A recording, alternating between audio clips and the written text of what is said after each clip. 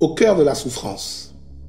Quelle que soit la couche sociale, l'ethnie et le clan ou même le pays dont on est issu, nul ne naît avec la fibre politique.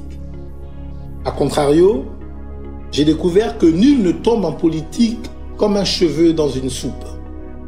De même, la capacité à s'engager dans ce combat ô combien rude ne se transmet pas par les gènes.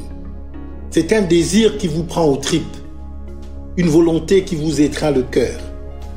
Vous n'êtes pas fait pour la politique si vous êtes capable de dépouiller un peuple tout entier de sa capacité à vivre décemment.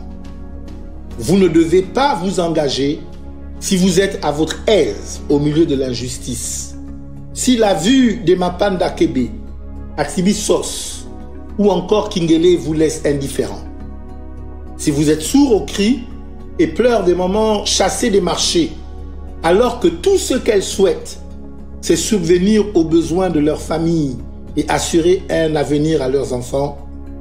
Si vous trouvez normal qu'une femme donne vie à même le sol dans le plus grand centre hospitalier de Libreville, si la vue des effectifs pléthoriques dans les structures scolaires publiques et des enfants obligés de prendre leurs cours debout ne vous met pas en colère, si la rencontre de ce jeune homme aux chaussures usées à force de parcourir des entreprises à la recherche d'un emploi ne vous interpelle pas, si vous êtes incapable de ne penser à personne d'autre qu'à vous-même, si la détresse du peuple que la politique vous enjoint à servir vous laisse de marbre, alors la politique n'est pas faite pour vous.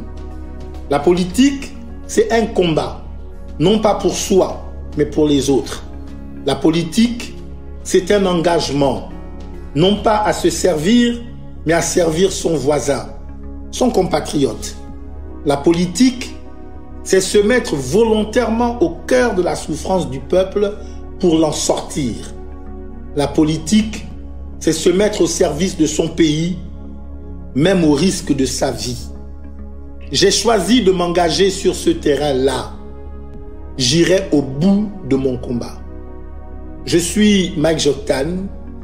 Je suis résolument engagé dans le combat pour la libération de mon pays, le Gabon.